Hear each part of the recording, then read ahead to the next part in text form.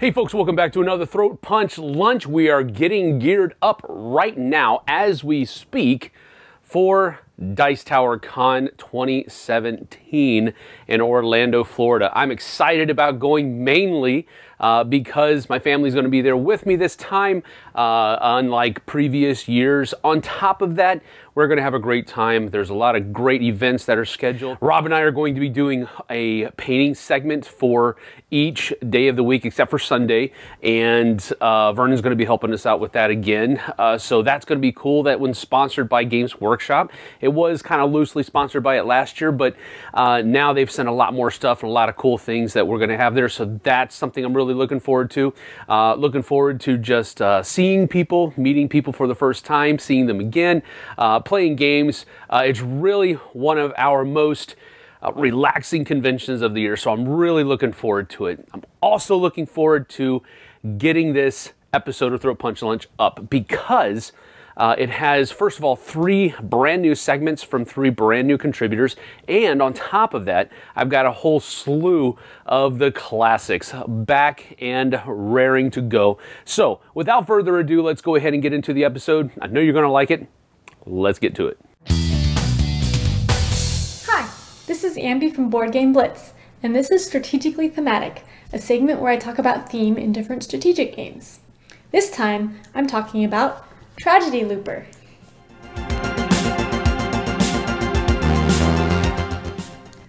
Tragedy Looper is a time travel themed game where one person is a mastermind and everyone else is working together as the protagonists to try to stop something bad from happening. The main way the game gets the time travel theme through is by playing through a series of loops.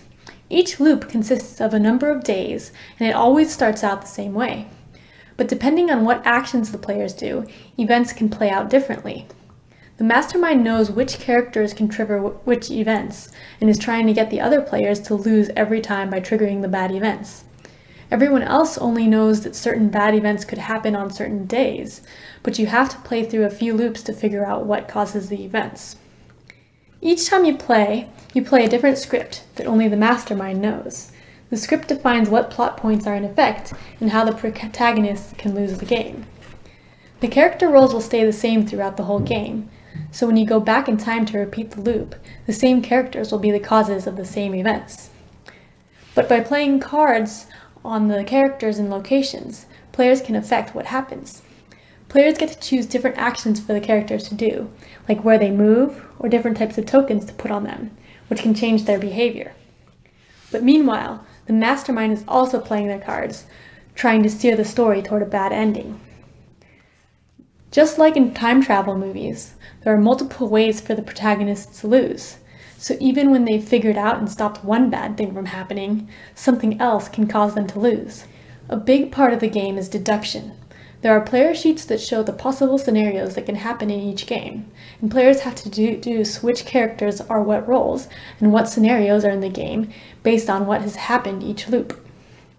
But unlike other deduction games, in Tragedy Looper, the mastermind is actively hindering the other players, so the deduction is mixed with mind games, adding a lot of uncertainty to the actual cause of the problems. An interesting mechanic in the game is that in order for certain incidents to trigger, the character that's tied to the incident has to trigger it. In the game, this is done by a paranoia limit.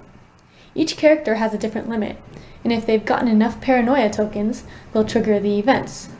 For example, one of the incidents is a murder, so it only happens if the murderer has the right mindset and is paranoid enough. But if not, or if there's no other character nearby to be murdered, the murder can be prevented. This is the main way that the players can affect the future. By using their actions to prevent the characters from getting paranoid and doing bad things, future problems can possibly be solved. The one versus many aspect in the game really makes it feel like one of those time travel movies where it seems like the protagonists are working against fate, and no matter what they do, the outcome is always the same.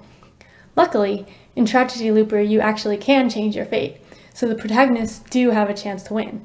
I love the time travel theme and the deduction and mind games throughout the game, and all of this makes Tragedy Looper one of my favorite games. Thanks for watching Boardgame Blitz. Comment below with your thoughts.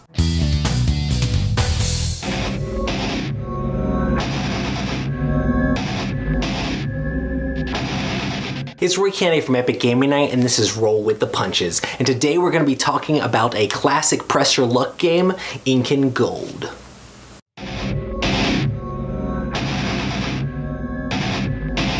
In Ink and Gold, players are going to be exploring an Incan temple, trying to get all sorts of different treasures. You basically have two choices in the game, whether you go further into the temple and continue exploring, or whether you retreat and take all of the spoils and treasure that you found so far and put it safely back inside your tent.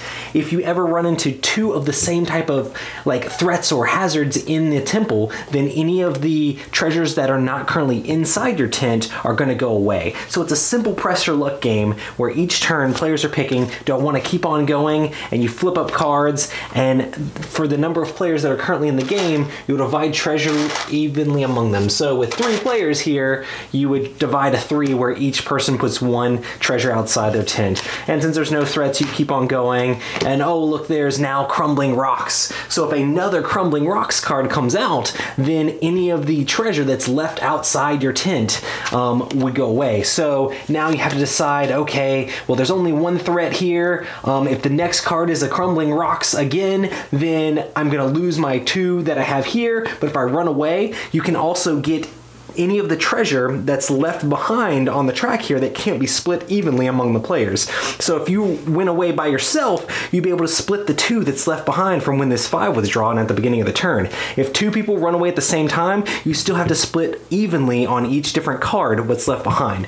So everybody decides to keep on going, and oh no, now there's snakes. Oh man, there's a whole lot more threats, so maybe one of the players decides to run away on the next turn, and you continue going. So the person that runs away would get to take the treasures and the treasures that they already have and put them inside their tent for final game scoring, and then you and the other player still go ahead. Oh man, 13. That means we get 6 each. So let's each grab a 5 piece and a 1, and man, we've got tons of treasure outside of our chest now. Is it safe to keep going? Because if we hit another snake or rocks, then all of this is going to go away.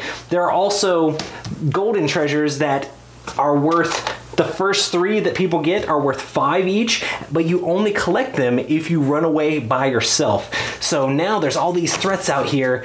Oh man, I probably should run away so I can try to grab that thing, or maybe not. But if you're ever in there by yourself, when a big one like this 13 comes out, you'll be able to take all of that treasure by yourself. So getting into the temple alone without other people can make it so there's tons and tons of reward because you're not having to split it as you go. So let's push it further, and maybe he runs away and takes everything, so he'll get this treasure and he'll get this that's left behind. He puts it all inside of his tent, and we flip up the next card, and oh, it's pygmies. Well, I'm really far behind at this point. I gotta keep going, so I'm gonna go again, and oh, there's another snake, so I would lose all the stuff that I had. So it's an interesting press your luck game where you're trying to push to be able to get as far as you can in the temple. You play over 5 rounds, and it can go up to 7 players, and it's a very interesting game, quick game where it's simultaneous actions, but once you run away, you're trying to figure out when's the best time to run, when's the best time to stay.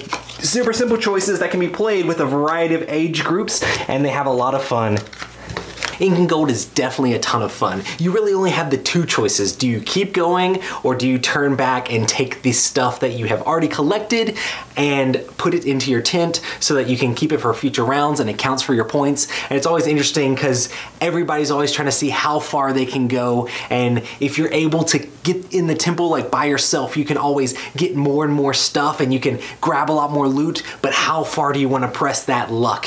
And it makes the game tense and exciting, the randomness of those cards when they're coming up. And you can kind of calculate a little bit, and you can see okay, well there's 1 threat out, so the threat's not really that high, but now there's 2 different types of threat. Oh my goodness, but I know one of those are already taken out of the mix from a future round, so you're trying to do the odds in your head of how far can you go without getting totally messed up. And it's totally a blast and super exciting when somebody gets in there by themselves and they just push it a little bit too far and lose it all. This game is a blast and a ton of fun, and plays with a pretty high player count very easily. And that is Ink and Gold. Thanks so much for checking out Throat Punch Lunch, and I'll see you on the next one. Hey everyone, I'm Mandi, and welcome to our first segment of Confessions of a Board Game Reviewer. So you'll get to hear and see some things that are surprising from board game reviewers that maybe you just didn't know. Today, we're talking about popular games that we haven't played. So I have to confess, I haven't played Pandemic. Does Cthulhu Pandemic count? Let's see what some of the other board game reviewers have to confess.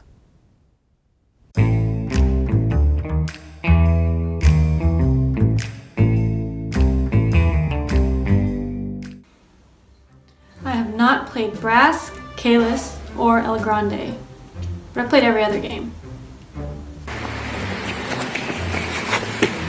I'm ashamed I never played Terra Mystica. And I'm happy I didn't. Me neither. Games I've not played that are popular include Terra Mystica, Agricola, Blood Rage, and the one that will probably get me kicked off of the Dice Tower, Cosmic Encounter. Sorry, Tom. Psst, don't tell anyone. I still haven't played Pandemic Legacy. Sad to say, I still haven't played Caverna, A Feast for Odin, or even Cockroach Poker. I have never played Through the Ages.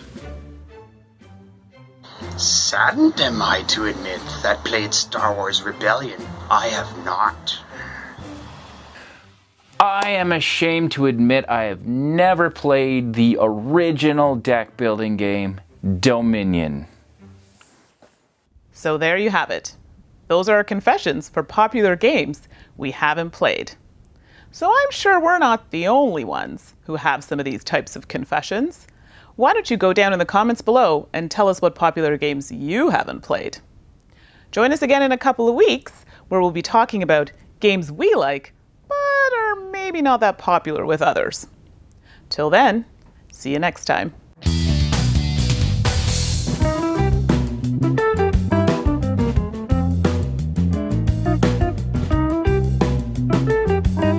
Hi everybody, welcome to Kickstarter Thrash-up. I'm Rob Oren. Today we're not going to talk about things that are coming out. I want to talk a little bit about a game that has come out and it is just being fulfilled. And I like to talk about Battle Stations. Yes, this monster that I got at Origins. I was lucky enough to get a copy of this, but it is going out to backers right now.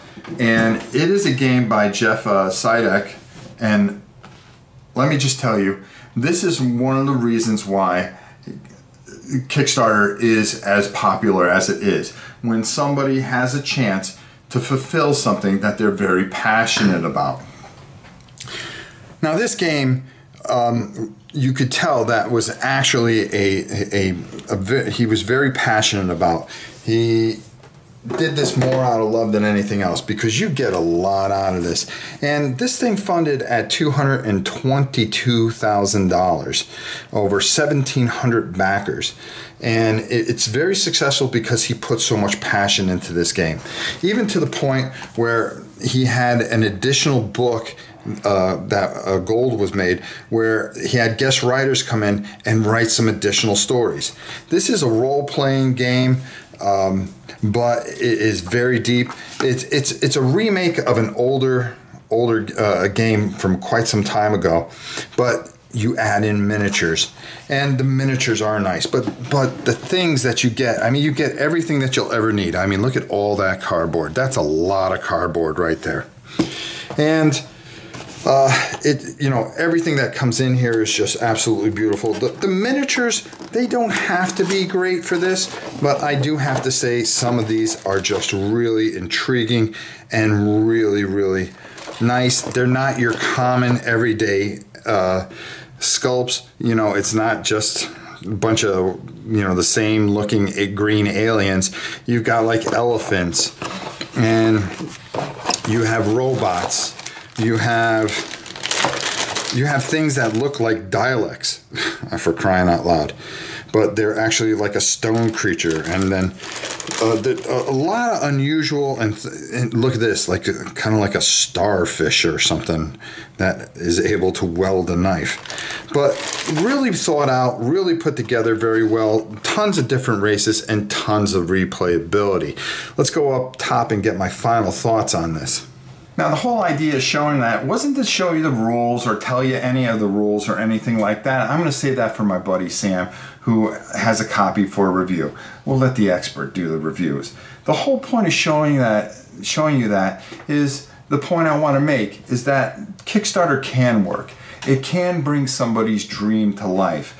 When somebody puts this kind of passion in it and people believe in him, believe in a person, it shows in the quality of work. Here's a perfect example. It's come out, it's beautiful, it has extras in it, people that broke all the stretch goals. This is the way Kickstarter's supposed to work. Somebody has a dream, they're able to make that dream come true. And this is why Kickstarter is a good thing.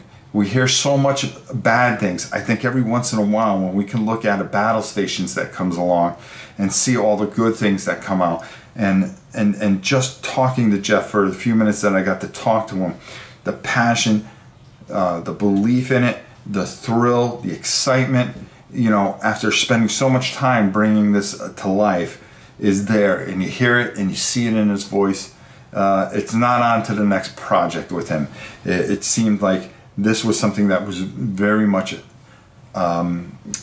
he was just had this incredible drive for.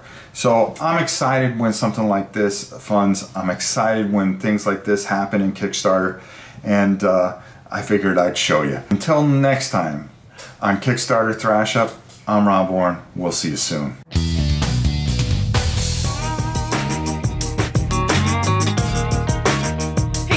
This is Liz Davidson with Beyond Solitaire, and I'm here to bring you another episode of Solo-Thrash, Amerithrash gaming for those of us who like to play alone. Today we're going to talk about the solo scenario for Hero Realms, also known as Tibus, Guild Lord. Hero Realms from White Wizard Games is a fantasy version of Star Realms, another deck builder that I've talked about in a previous episode of Solo-Thrash. Like Star Realms, Hero Realms has a solo scenario that will play against you according to automated rules. Unfortunately, Tibus Guildlord is a Kickstarter promo, and I had to find him on eBay because I did not back this game on Kickstarter. Tibus operates according to special rules, most of which are actually detailed on the back of the card. But essentially, at the beginning of his turn, you pull a card from the draw deck, and Tibus gains combat power based on the purchase price of the card you drew. For example, let's say I draw this white card, he will now have a combat of 2, and because I will match the white symbol with the white symbol, I know that Tibus will gain 5 health this turn. In addition to the combat powers and special abilities that he can deploy against you, Tibus also gets a bonus when he possesses a card from each faction. On top of that, he can chain abilities. So if you happen to draw a blue card, here you have Tibus keeps the revealed card and reveals another. He can actually just keep drawing cards. So this allows Tibus to draw another card. He will get both the combat power and the faction ability from that new card. And if he draws several blue cards in a row, that is just your bad luck, and he can keep doing it until his luck runs out. Because Tibus's power in any given round of Hero Realms is so variable, you need to strategize carefully. While you can focus on attacking Tibus directly, it is also possible to stun and eliminate his champions, as well as force him to discard cards from his display.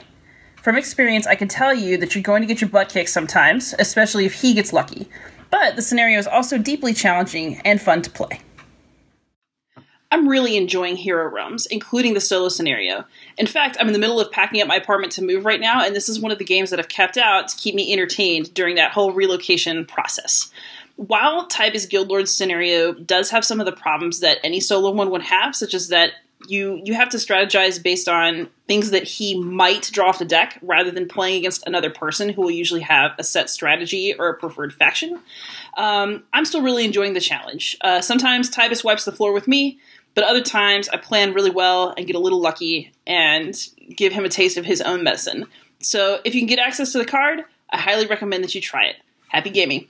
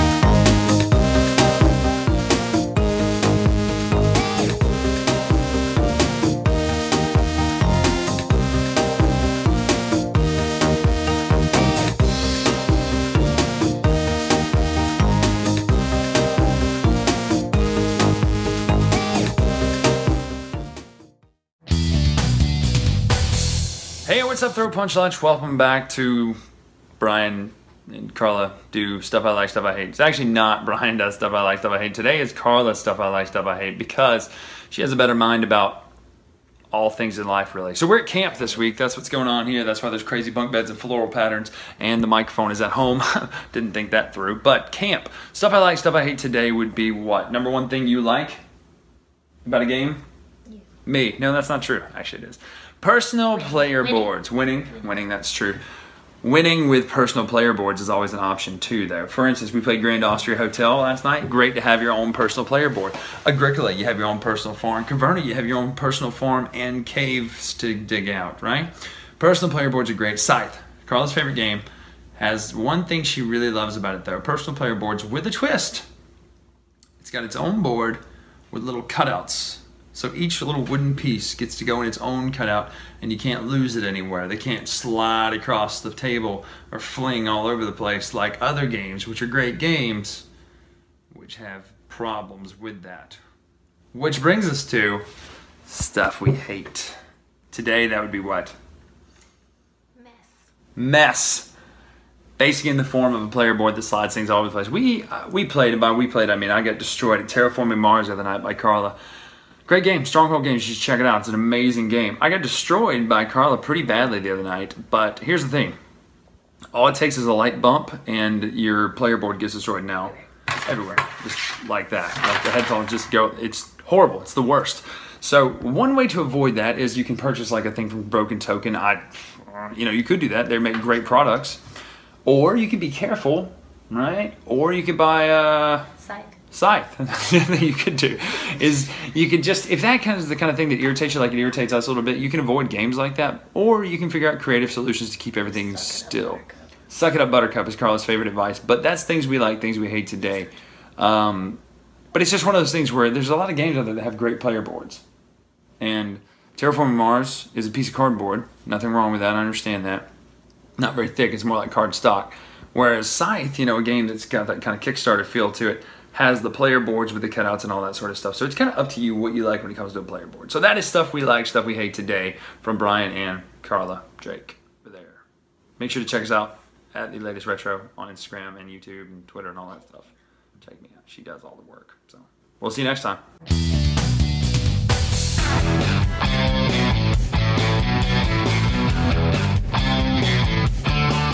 Hey everybody, it's Jay, and it's time to talk about your Flair. On 15 Pieces of Flair, I'm going to show you guys some ways to spruce up that game room.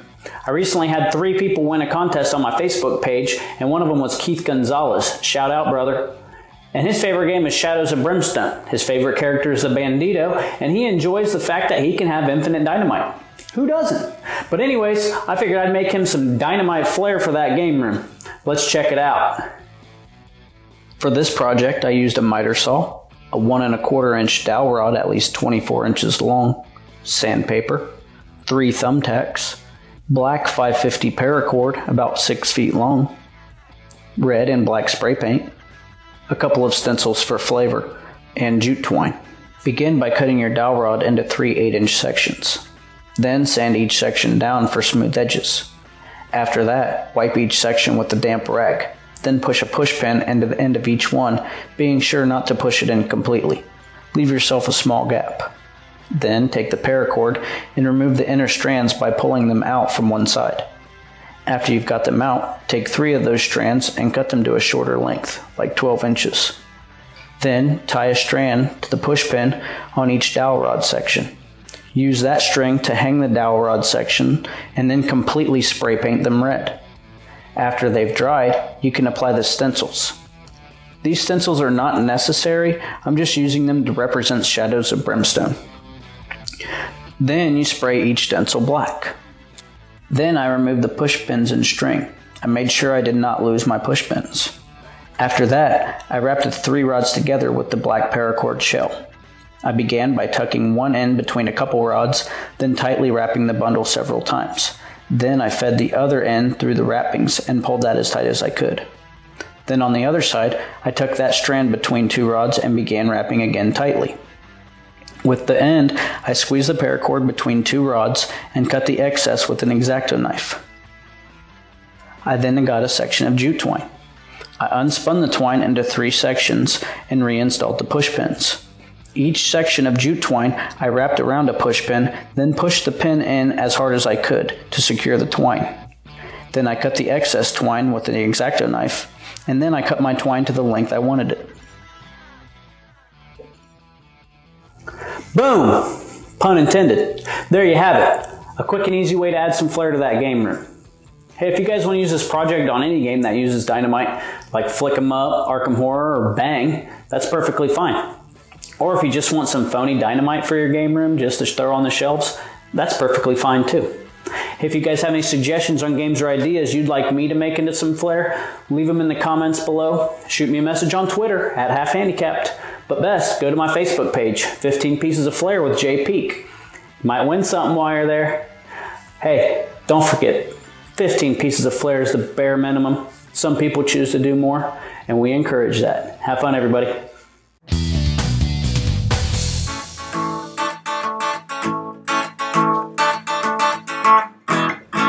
Hey, welcome to Throw Punch Lunch. My name is Bobby, and this is We'll Learn As We Go, where I'm going to be talking to you about a game and how I would teach that particular game.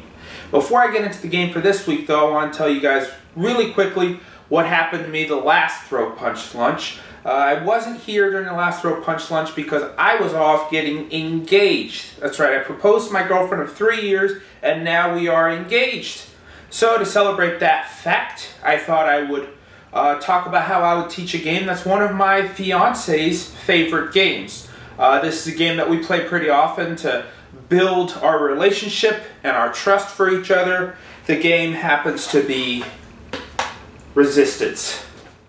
A couple of quick tips about teaching Resistance. What you want to do is you want to make sure that the other players at the table question your trustworthiness as a player, but not necessarily as a teacher, right? So make sure you teach all the rules at the beginning of the gameplay so that during gameplay, there's no situation that arises that make players go, wait, are you teaching me a rule or are you trying to lie to me? And make sure you also make it clear to players, especially players that don't play these kinds of games normally, make sure you make it clear to them that, hey, right now I'm not lying to you, but during the game I very well could be. Or not, right? Because we're all with the Resistance. I don't know. So first things first, before you really get into the crux of how to play the game, you see this game's going to encourage a lot of repeat plays. And for the learning game, just play the base game without any expansions or variants. So if your copy of the game comes with the Plot Thickens cards, they're the cards that look like this. On the back, they look like that. I suggest that you just go ahead, take them out, strip it down to the bare base game. Once you've taken all the variants and expansions out of the game, go ahead and give everybody their approve and reject vote tokens. What you want to go and do first is go look through the boards and find out how many players you have. Say let's set up for a 7-player game, so you're going to do that. Put the round marker down. Don't worry about the vote marker yet. Put that aside for now. And briefly explain to the players that the blue team or the resistance group wins if there are 3 or more successful missions or missions covered with the blue token, and the red team will win if there are 3 or more failed missions or missions with the red token on it. Explain to them that you're going to get a roll card, a blue team roll card, or a red team roll card. At this point, you could kind of come up with a narrative about who the blue team is and who the red team is. That might help you also during gameplay refer to the blue team as something other than just the blue team or the resistance group. Refer to the red team as something other than just the spy team or the red team. Explain to the players that every round there's 2 halves. The first half will compose of picking and approving of a team, and then the second half will compose of the team that's approved on going on a mission and succeeding or failing. And so it's during this first half that you're going to remind people that if there are 5 rejected votes, then also the spies or the red team are going to win. The leader will choose a team by looking at the number on the round track and giving each member of the team guns. The people chosen will keep the guns in front of them, and then all the players will be able to approve or reject the team. They're rejected, then the vote track will move up, and the leader token will be passed on to the next person to try to come up with a team that everybody approves of. If the team is approved, then you will go on to the second half. During the second half of the game, everybody will get a success or a fail card, and they'll be able to pick in secret. If you are a resistance member or a blue team member, make sure you tell the players that you have to pick a success card. Because if you are a red team member, or you have a choice to pick a success or a fail card. So let's say on the first mission in the demonstration or your explanation, the first mission, you're going to say that there is these two cards secretly given to the leader of the mission. The leader will take them under the table, shuffle them up, and then we'll reveal the cards one by one, revealing a success and of course revealing a fail. Let players know that when you go on a mission and there's even one fail card, that whole mission fails. And of course, sometimes depending on the number of players, you're going to see that there are 2 fails required. So really quick, the spies are going to know who each other are in this game, and it's not a secret amongst them, because they're going to be able to make eye contact with each other with everybody's eyes closed. How does that work? That works with the whole, everybody close your eyes, everybody's asleep, this is nighttime, only spies open your eyes. Spies are going to open their eyes and look at each other, and then spies are going to close their eyes, and then everybody open. If you're teaching the game, go ahead and just do this sequence at the beginning of the game. A couple of quick tips. Remember, give the spies a lot of time to be able to make eye contact with each other. So give them a little bit of time, probably a little more than you think is necessary. And second, if you're a spy, try not to turn your head as you're talking. So that's how I would teach resistance. Thanks for joining me here on We'll Learn As We Go. My name is Bobby, and I'll see you on the next Throw Punch Lunch. Bye.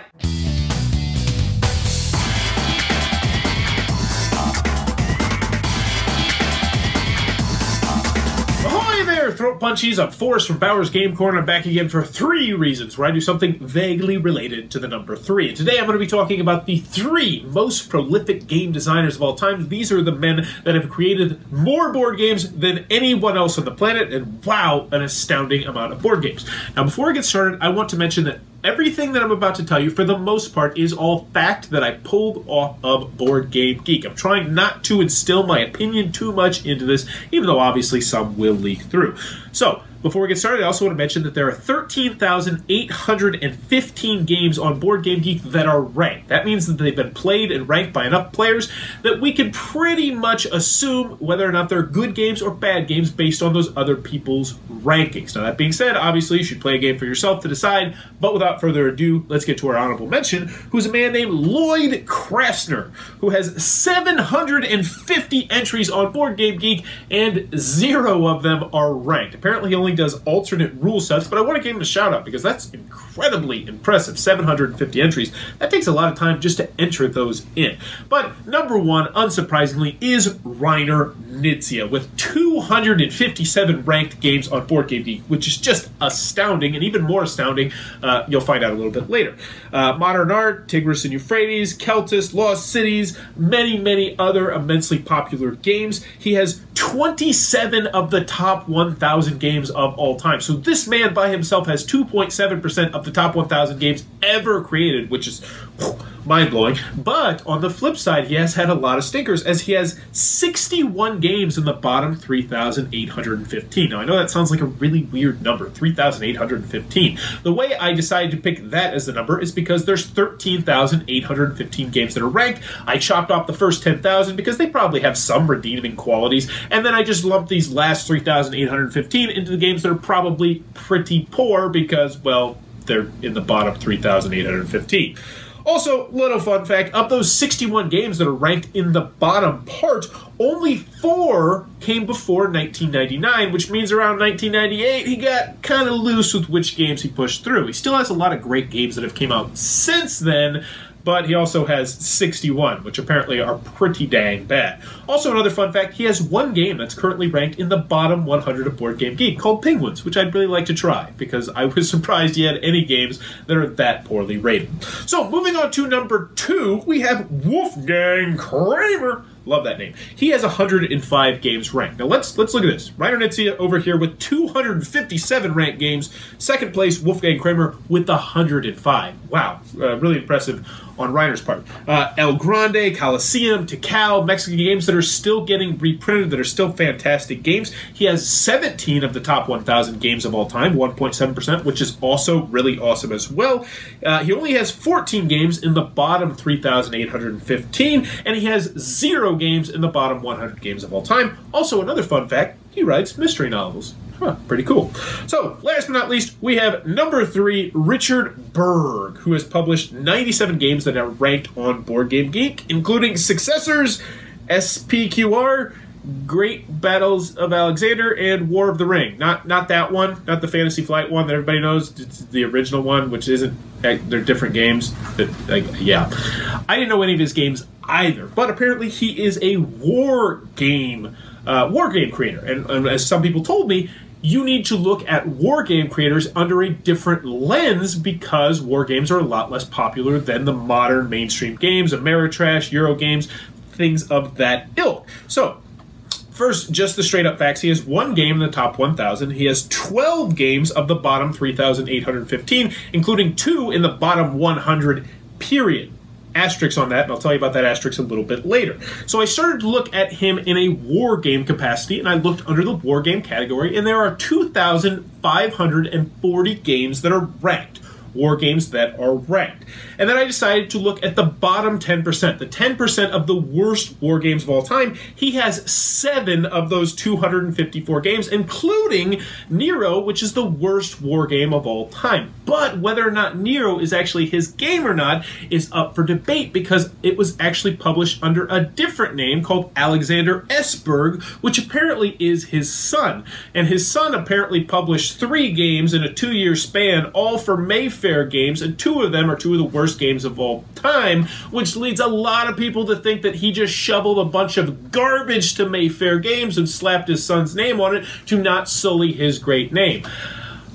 Whether or not that's true or not, probably is, but we don't know for a fact. I tried to do some research and it all came up dead ends, but I'm just saying there's a lot of coincidence to point to the fact that his son did not just in a 2-year span come out with 3 games and then never publish anything ever again, but hey, who knows? So those are the 3 most prolific game designers of all time, and just for a fun fact, Reiner Knizia has more than Wolfgang Kramer and Richard Berg's son combined, which, wow, I bow to you, Reiner Knizia. But those are the 3 most prolific game designers of all time. If you have an idea for a segment in the future, be sure to let me know in the comments below. And as always, back to more Throat Punchy goodness.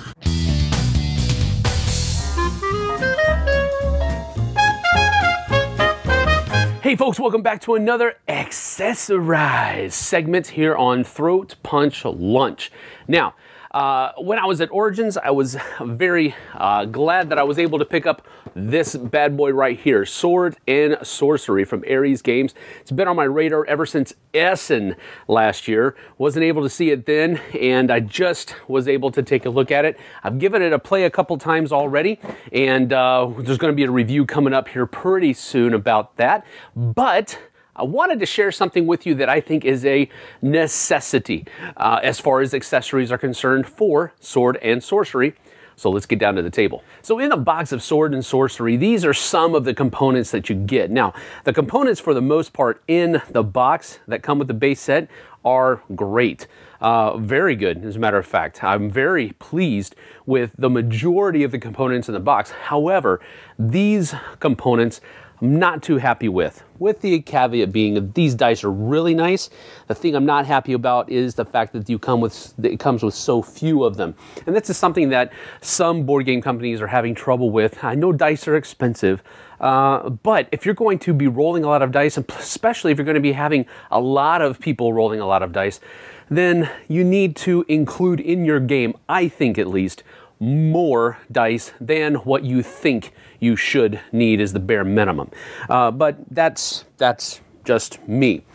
These other things, these are kind of treasure chest tokens, and these are doors. The arched doorways are the open doors, and the boxed doorways are doors that are locked. That's one of the cool things that I also like about the game, is the fact that you can look at the board and differentiate which doors are locked, which doors are open. They just need to be open and not busted down or unlocked or something to that effect. But these are the components that I'm really not too happy about, because these standees, where the artwork looks good on them, they look nice, these slip off really too easily. So in the box, they're just coming off every single time I put them back in there. So I wasn't really happy about that. When I saw these, the first time I played it, I noticed right off the bat that I wasn't going to be happy with them. So when I saw that they were going to actually offer plastic doors, I got them. So I went ahead and purchased, at the same time that I got the game, this set of doors that are plastic.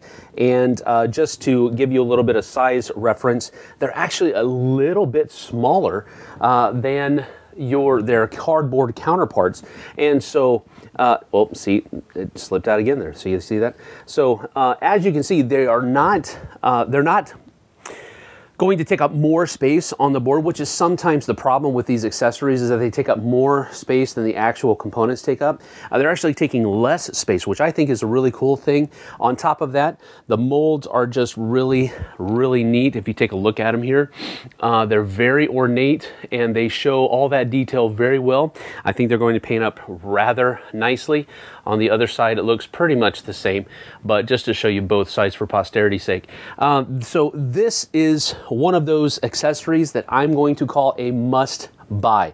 If you get Swords and Sorcery and you really like the game, which I'm assuming that you probably will, then this is a no-brainer. But that's not all that comes in that little set. You also have these treasure chests that will replace these cardboard counters. All right, so the cardboard counters are replaced with the chests, and again, those chests are also rather ornate.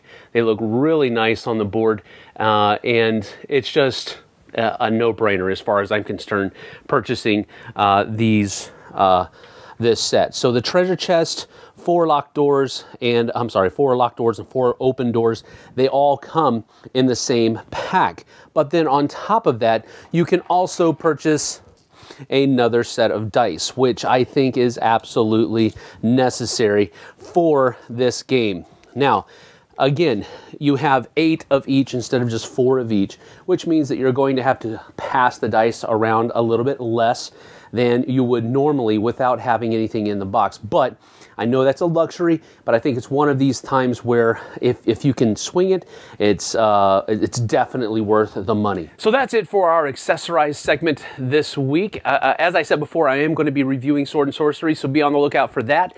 And hey, let's get back to the rest of your lunch.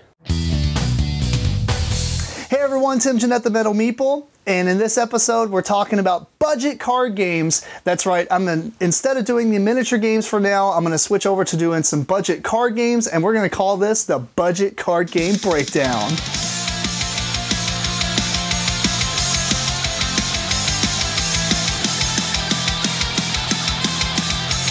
So the first game I want to go over in this budget card game breakdown is the World of Warcraft trading card game. Now, if you're familiar with Magic the Gathering, or if you play Hearthstone online, it's very similar. I really like the TCG because of some of the differences it adds into the game, but it's very, very similar to Magic. I kind of call this the Magic 2.0. I know some people might be screaming at the screen right now, but whatever. Anyway, the first thing is you're going to build a 60-card deck, unlike a 30-card deck in Hearthstone. But I'm going to highlight some of the cool things about it. I'm not going to go over all the rules, obviously. One, similar to Hearthstone, and unlike Magic the Gathering, you do get a hero card, and your hero card dictates how much health that you have. and you have a special ability as well. Now, you only get to use the special ability once, because once you activate it, you actually flip it over, and then you don't have the special ability anymore. But that special ability is slightly unique to each character, and I thought it was pretty cool. It's a cool addition. It would have been really cool if it was kind of more like Hearthstone, where you get to use that power over and over if you wish. You get character abilities. You do get to interrupt your other player's turn as they cast spells and such, like this Frost Trap here. You get equipment similarly in both games basically, but it tells you who can equip it, what class. There's tons of classes. Obviously I think there's 9, and maybe I think they added the Death Knight later on, and that's 10. And you can see how much damage it does. It has special abilities as well. And you've got, the coolest thing about the game is, unlike Magic the Gathering, the resources are handled slightly differently. On your turn, you can take one card from your hand and you can place it face down, and that represents your resource. Coolest thing about that is it allows you to build your deck and have a bunch of options in there that might be specific versus certain classes that you might know you're going up against, but at the same time you can dump that as a resource on one of your turns if you no longer need it, or if it's very specific thing you don't need right then, or maybe you drew a bunch of high casting cost things at one time and you're like, you know what, time for some resources. So on top of that though, they did add quests, and quests can be completed, or they put down as a resource, but they can be completed through certain triggers. Either, you know, certain things will happen and it'll put counters on there, and when there's so many counters, it'll activate. In this case, this one says if an opposing hero is dealt damage by one of your allies this turn, you can pay 1 to complete it. Its reward is to draw a card. Then you flip this face down and it continues to be a resource. On top of that, you do have allies, like I was stating. They have health and mana, or sorry, health and a damage, and what type of damage they do. This one is range damage, and he has special abilities and such.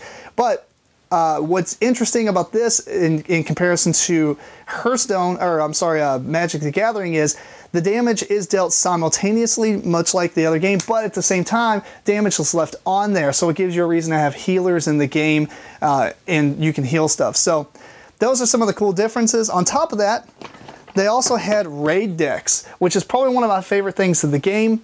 Raid decks allows one player to play as the boss, and basically up to 3 other players to fight against it. The raid player gets all these really cool big cards with different special abilities, and it's just a really cool atmosphere when you put them on the table. They have their own raid decks that they can fight with, and these are pretty much balanced for whenever the set came out. So if you're going to buy some cards and go for the raids, you need to kind of get cards that came out around that time. Otherwise, the power creep is just slightly, and you'll be a little bit, have an easier time fighting these raid decks. But I thought that was pretty cool. There is one raid that plays itself. You don't need a player to play it. Otherwise, the rest of them, I believe, all need one player to play the raid. So anyway, if you have any questions, feel free to email me at timjennette@gmail.com. Follow me on social media at the handle below. And until next time, keep on rocking and rolling dice.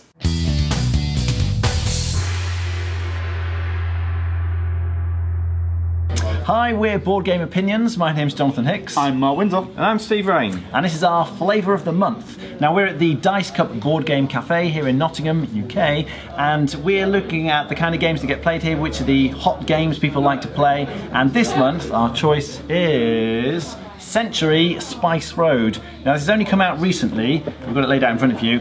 It's a fairly light hand management, acquiring resources, engine building game effectively. You've got 4 types of spices. You play cards on your turn to acquire the spices.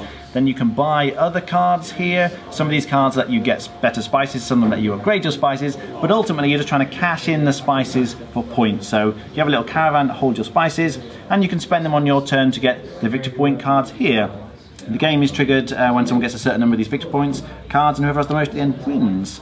What do we think of it then? It certainly has been played quite a bit, hasn't it? Yeah, it's going to be played a lot more, I think, as well. It's got to be flavour of the month because this is a cafe. People can walk in, you can set it out in front of them. It makes sense pretty much in a few minutes. It's really simple, it's really quick. There's no downtime because by the time you pick a card and start looking at it, it's your turn again. It's just so fast, it's so fun, and it's so social. I think the options on your turn, you've got literally 4 things to do. It's so easy, and that people who've come and say, I want to try a game, we've got a few friends, say, here, try this, and people love it. People really have a good go at it, even if they're not heavy gamers. I think heavy gamers can whiz through it. We played it in 18 minutes at the Board Game Expo. We loved it, it was great.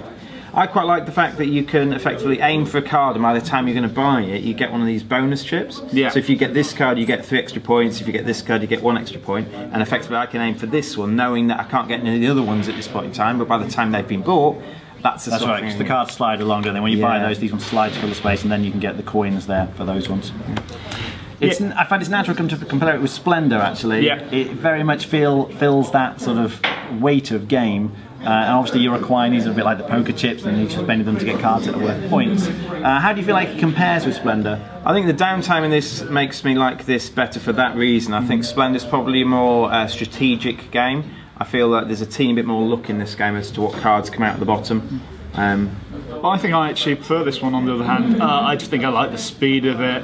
I feel like there are more options than in Splendor, though I agree that it can be a bit obviously with luck driven by what comes out of the cards. But I quite like the fact that it's split into 2 parts, where the first part you kind of setting up your engine, and the second part you get to actually use it in full, which in a lot of games, engine building games, you just about get it working and then the game's over. Yeah, I think that's a big key to this. I think there are certain points once you get to like whatever the halfway point in the game might be, maybe when you've got 2 or 3 victory point cards, there's no point buying any other cards to improve your engine. You just need to churn out your points, and you just got to hope that your engine at that point in time allows you to succeed the best, or that the cards that come up allow your engine to function better than other people's. A lot of the strategy seems to be that the point at which you switch from building your engine to churning it out and trying to get the points cards. Because I found in that first game we played, which was very quick, I just decided to get a very simple engine, and then I bought all the cheapest cards I could to try and trigger the end of the game as fast as I could, and I managed to win by doing that. So that is one approach you can take.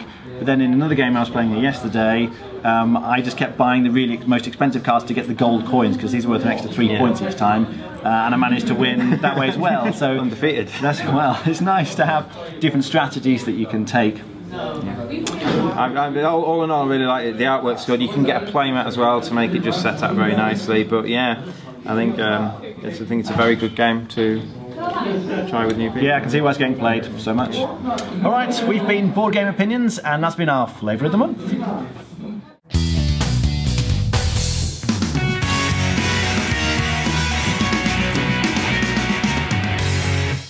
It's Mark, and I'm sitting here with Forrest, and we are talking about my diamond in the rough that I found here at Origins, and that is Rabbit Island. So, now this is up on Kickstarter. It's been launched for 5 days, so hopefully Sam gets us up on the video stream here for Throw Punch Lunch. So, why don't you give us a quick rundown here, Forrest? Alright, this is Rabbit Island. It's a competitive 4X strategy game where you control your own tribe of rabbits, and you, starting with only a small bag of carrots, you are going to explore an island.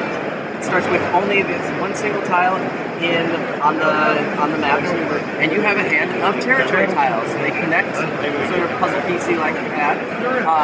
On your turn, you're going to place down 2 wherever there's an open path, and place your rabbit on one of them.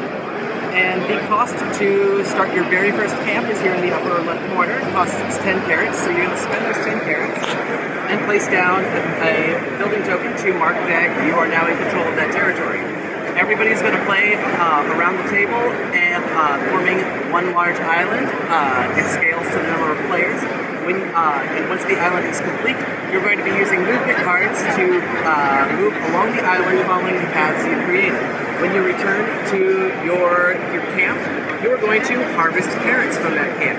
So you're going to get those 10 carrots, and then you have the option to upgrade for 30 carrots to the next stage. So if you spend those carrots, you've got that. Each stage is worth victory points. At the end of the game, whoever has the most victory points wins the game. This also means that an opponent can come by, land on your territory. You get to harvest from them being on your territory, but they have the option of harvesting with you and getting the same amount of carrots, or if they can afford it, they can spend the carrots to upgrade and take over your territory, and therefore claiming ownership of it. When you have a chain of territories that are adjacent to each other, this forms a harvest group. If you land on one of them, you get to harvest from all of them. And there are 2 bonus points available at the end of the game. You get 1 point for having the most carrots on hand, and there's 1 extra point available for having the largest harvest group. I had a lot of fun playing the game, and I mean, our game came down to 11, 11, 11, 12. It was real tight. the whole time. We had a great time. So, wow. Yeah. It was great. It was a great game. So, check this one out on Kickstarter, and hopefully, like I said, this will get out before that ends. And it's on Kickstarter, and it's just named Carrot Island, right? Rabbit Island. Rabbit Island. Rabbit Island. I really enjoyed this one, guys. So, until next time, take care.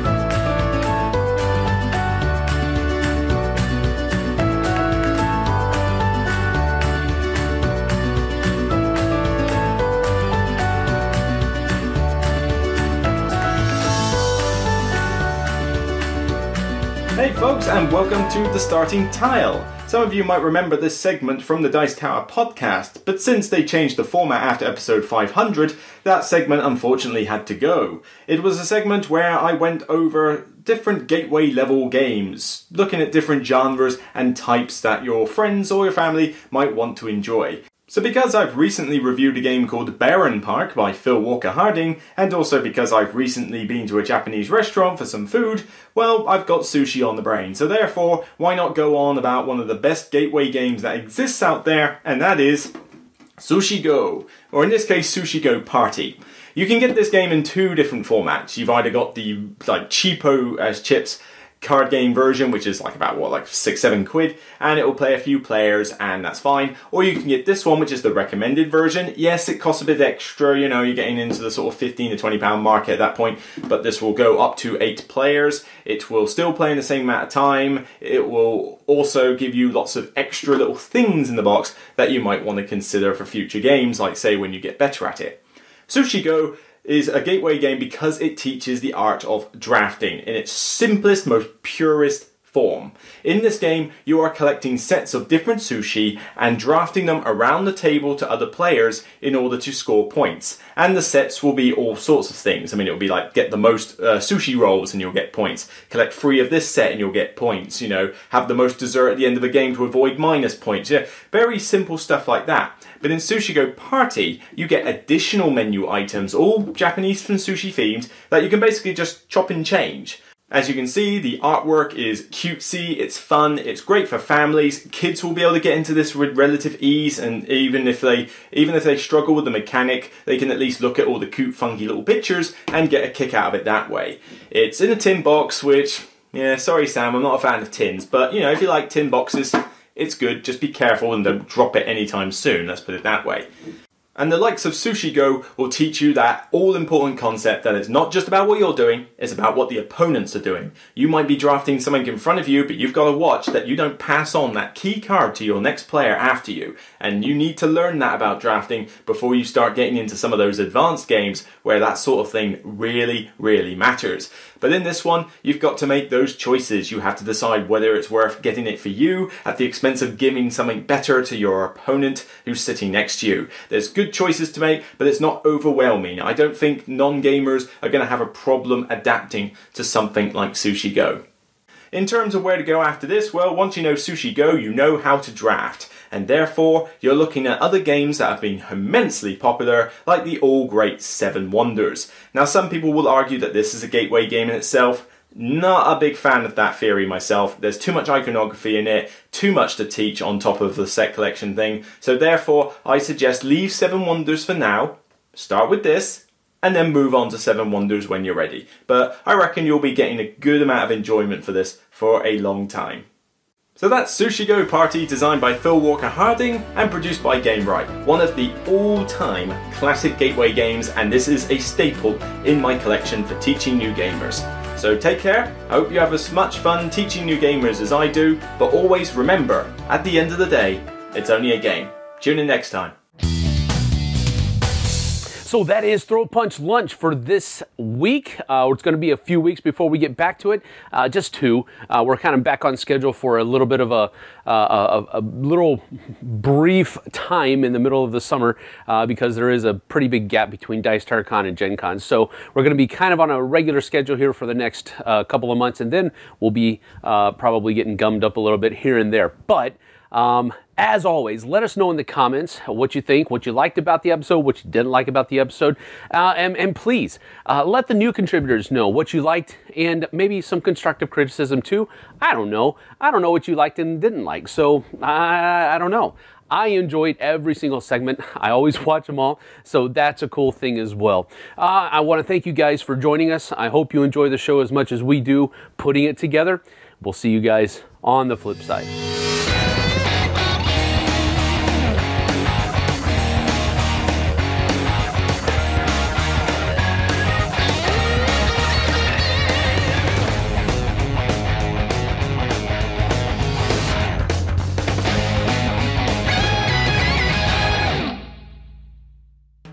Thanks so much for watching the Dice Tower videos. Find more great videos and reviews as well as our top-rated audio podcast at Dicetower.com. You can also find other great shows at Dicetowernetwork.com. I'm Eric Summerer, and you've been watching The Dice Tower. The Dice Tower is sponsored by Cool Stuff Inc., where you can find great games for great prices. Cool stuff in stock. Check them out at CoolStuffInc.com.